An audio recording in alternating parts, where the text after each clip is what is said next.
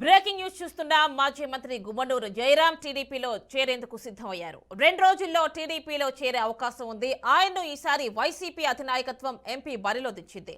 దీన్ని ఇబ్బందికరంగా భావించిన గుమ్మనూరు జయరాం చివరకు పార్టీని వీడేందుకు సిద్ధమయ్యారు.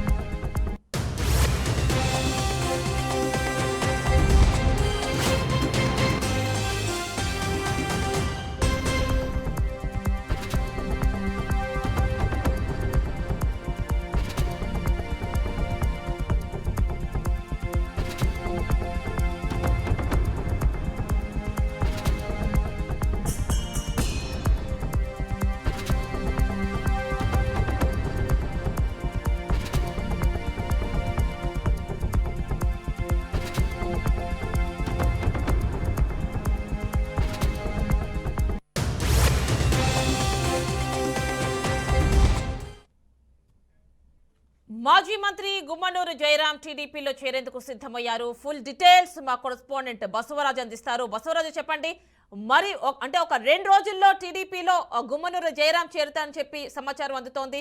అంటే ఎందుకు జాయిన్ అవుతున్నాడు అంటే ఆయన గుమ్మనూరు జయరాం? ఎందుకంటే ఒక కామెంట్ వినిపిస్తోంది ఇక్కడ, ఆయనకి ఎంపీగా పోటీ చేయడం ఇష్టం లేదు, వైసీపీ ఆయన్ని ఎంపీగా పోటీ చేయమని అడుగుతోంది, అందువల్లే ఆయనకి ఇష్టం లేకే బయటకు వచ్చేస్తున్నారు అన్న ఒక కామెంట్ అయితే వినిపిస్తోంది. ఫుల్ డీటెయిల్స్ ఇవ్వండి. యామిని, గుమ్మనూరు జయరాము పార్టీ మారడము ఇది దాదాపు ఖరారైనట్టు తెలుస్తా ఉంది. ఏదైతే వైసీపీలో మంత్రిగా కొనసాగారో ఆ విషయంలో ఆలూరు నియోజకవర్గానికి సంబంధించి గుమ్మనూరు జయరాంకి మరోసారి అవకాశం ఇవ్వకుండా సీఎం జగన్ గారు వేరే నిర్ణయం తీసుకుని విరూపాక్ష అనే వ్యక్తికి ఎప్పుడైతే ఇవ్వడం జరిగిందో అప్పటి నుంచి ఈయన పార్టీ పైన కొంత అసంతృప్తిగా ఉన్నారు. బట్ ఈ క్రమంలోనే టీడీపీతో టచ్ లో వచ్చాయని, టీడీపీ నుంచి టికెట్ ఆశిస్తున్నారని తెలుస్తా ఉంది. ఇన్నాళ్ళు వైసీపీ పార్టీ కష్టపడ్డ గుమ్మనూరు జయరాంకు ఏమాత్రం మాట మాత్రం చెప్పుకోకుండా పార్టీ అధిష్టానం తన ప్రత్యర్థి అయిన విరూపాక్షకి అవకాశం ఇవ్వడంపై గుమ్మనూరు జయరాము వాళ్ళ అన్నదమ్ములు అనుచరులు మొదటి నుంచి అసంతృప్తిగా ఉన్నారు. ఈ క్రమంలోనే గుమ్మనూరు జయరాం ఇక లాభం లేదనుకుని పార్టీ ఫిరాయించేందుకు సిద్ధమయ్యారు. అప్పటి నుంచి చంద్రబాబు, టీడీపీ అధినేత చంద్రబాబు, లోకేష్ గారితో టచ్ లో ఉన్నారు. అనంతపురం జిల్లా గుంటకల్ టికెట్ ను గుమ్మనూరు జయరాము ఆశిస్తున్నట్లు తెలుస్తా ఉంది. ఈ నేపథ్యంలో అధిష్టానం కూడా గుమ్మనూరు జయరాంకు ఈ ఇటీవల పిలుపు అందించి 27, 20 లేదా 28 లేదా 29లో విజయవాడలో కలవాల్సిందిగా పిలుపు అందించారు. ఈ క్రమంలోనే రేపు లేదా ఎల్లుండి మంత్రి గుమ్మనూరు జయరాం పార్టీ అనుచరులతో సహా వాళ్ళ సోదరులతో సహా టీడీపీ తీర్థం పుచ్చుకోనున్నట్లు తెలుస్తా ఉంది. అయితే ఏదైతే మంత్రిగా ఉండి వైసీపీలో పూర్తి అసంతృప్తిగా ఉండి, అంటే ఇంత కాలం పార్టీ కోసం జెండా మోసం పనిచేశాం, అయినా ఇవ్వాల్సిన విలువ ఇవ్వలేదు, అందుకే ఇంకా గట్టంతరం లేక వైసీపీ నుంచి బయటకు వెళ్లాల్సిన పరిస్థితి వస్తుందని వాళ్ళ అనుచరులు, కార్యకర్తలు బాహాటంగా విమర్శలు చేస్తా ఉన్నారు.